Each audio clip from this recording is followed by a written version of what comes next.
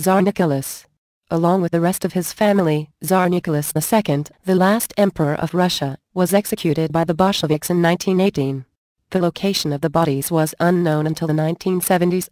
In 1991 the bodies were exhumed and subsequent tests proved they were, in fact, the Romanovs, including Nicholas and his daughter, Anastasia. Daniel Boone. Daniel Boone has suffered similar body-snatching shenanigans, but with a twist. He appears to have ended up in two graves. Everyone agrees that Boone died at his son's home near Defiance, Missouri, in 1820. Everyone also agrees that he was buried nearby in Marthasville, about 14 miles west, near the grave of his wife, Rebecca. But then the story gets muddled.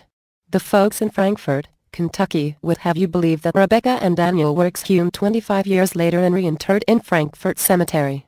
The marker in Marthasville mentions the reinterment, but Frankfort's Boone grave. According to Marthasville, Frankfort dug up the wrong body. The grave next to Rebecca's was already occupied when Daniel died, they say, so he was buried at her feet. Daniel's relatives were angry at Frankfort and didn't tell them about his true burial plot. They let Frankfort cart away the body next to Rebecca's, the body of a stranger.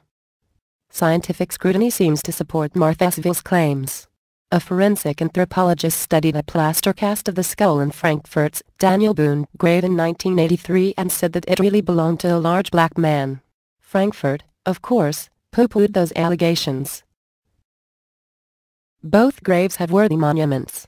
Frankfort's is bigger. That was, ostensibly, the reason for the move in the first place, but it's in a big cemetery and must share its surroundings with other dead people. The memorial near Marthasville is out by itself, and it's worth remembering that Daniel Boone's own reason for leaving Kentucky was that it was too crowded. We say, since the marker is all you get to see anyway, it's a toss-up. Daniel Boone is buried in the spot easiest for you to get to on your next trip. Case closed. Dodi Fayed. He is the Egyptian millionaire that died with Princess Diana. Mr. Fayed's grave at Brookwood Cemetery near Woking, Surrey, was opened in the middle of Wednesday night with private security guards standing by. The coffin was removed by undertakers and taken 25 miles to his home at Oxted, Surrey, accompanied Mohammed Al-Fayed. There, Dodi Fayed was buried in a new grave in the 500-acre grounds, close to his father's mansion, while the family awaits the results of an application to build an elaborate tomb. The exhumation follows permission obtained by Mr. Fayed from the Home Office for his son's remains to be moved. Michael Cole, the spokesman for Mr. Fayed, confirmed yesterday that the transfer had taken place. The coffin was moved during the evening. Completed in privacy and the coffin reinterred in a tranquil and beautiful part of the estate, he said. Dodi Fayed had been buried in a plot at Brookwood specially selected by his father. A garden of remembrance was landscaped around the grave where Dodi had lain for the traditional 40 days of Muslim mourning, which ended last Thursday. Dom Pedro I. The remains of the first emperor of Brazil, Dom Pedro I, and his two wives have been exhumed 180 years after he died, which could rewrite the history of the country. Tests were carried out in secrecy between February and September 2012 by historian and archaeologist Valdir Carmo Embil at the University of São Paulo, who hopes to shed more light on the imperial family. Over 3 mornings, the remains were transported from the Brazilian Imperial Crypt, in Independence Park, to the university's medical school. Researchers discovered the emperor had 4 fractured ribs on the left side, which would have crippled one of his lungs and may have aggravated the tuberculosis that killed him at age 36 in 1834. The injuries were the result of falling from the horse in 1823 and a chariot in 1829. Surprisingly, when his casket was brought up, there was no insignia or Brazilian emblem among the 5 medals found with the skeleton. The first emperor of Brazil was buried as a Portuguese general wearing cavalry boots. The only reference to the period Pedro ruled Brazil is the cover of one of his coffins, which reads, "First Emperor of Brazil beside King of Portugal in Algarves."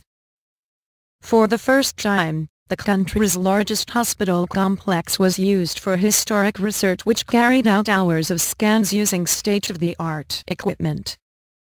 His 2 wives, Dona Leopoldina and Dona Emilia of Leuchtenberg, were also examined.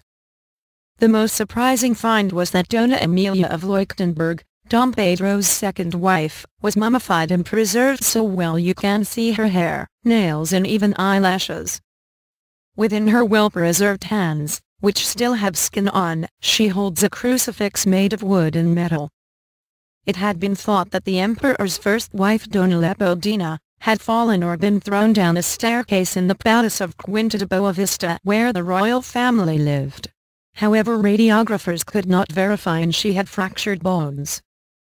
A medical researcher said the lab was transformed with professionals using the latest equipment for the sake of historical research.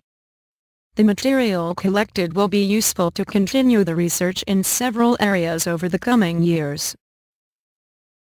Edgar Allan Poe. Poe was buried on the grounds of Westminster Hall and Burying Ground, now part of the University of Maryland School of Law in Baltimore. Even after his death, however, he created controversy and mystery. Poe was originally buried without a headstone towards the rear corner of the churchyard near his grandfather, David Poe, Sr. A headstone of white Italian marble, paid for by Poe's cousin Nielsen Poe, was destroyed before it reached the grave when a train derailed and plowed through the monument yard where it was being kept. Instead, it was marked with a sandstone block that read, No. 80. In 1873, Southern poet Paul Hamilton Hine visited Poe's grave and published a newspaper article describing its poor condition and suggesting a more appropriate monument. Sarah Sigourney Rice, a teacher in Baltimore's public schools, took advantage of renewed interest in Poe's gravesite and personally solicited for funds. She even had some of her elocution students give public performances to raise money. Many in Baltimore and throughout the United States contributed. The final $650 came from Philadelphia publisher and philanthropist George William Childs. The new monument was designed by architect George A. Frederick and built by Colonel Hugh Sisson, and included a medallion of Poe by artist Adalbert Volk. All three men were from Baltimore. The total cost of the monument, with the medallion, amounted to slightly more than $1,500. Poe was reburied on October 1, 1875, at a new location close to the front of the church. A celebration was held at the dedication of the new tomb on November 17. His original burial spot was marked with a large stone donated by Orrin C. Painter, though it was originally placed in the wrong spot. Attendees included Nielsen Poe, who gave a speech and called his cousin one of the best-hearted men that ever lived, as well as Nathan C. Brooks, John Snodgrass, and John Hill Hewitt. Though several leading poets were invited to the ceremony, Walt Whitman was the only one to attend. Alfred Tennyson contributed a poem which was read at the ceremony, Fate that once denied him, and envy that once decried him, and malice that belied him, now cenotaph his fame. Probably unknown to the burial crew, the headstones on all the graves, previously facing to the east, had been turned to face the west gate in 1864. The crew digging up Poe's remains had difficulty finding the right body. They first exhumed a 19-year-old Maryland militiaman, Philip Mosier, Jr. When they correctly located Poe, they opened his coffin and one witness noted, the skull was in excellent condition. The shape of the forehead, one of Poe's striking features, was easily discerned. A few years later, the remains of Poe's wife, Virginia, were moved to this spot as well.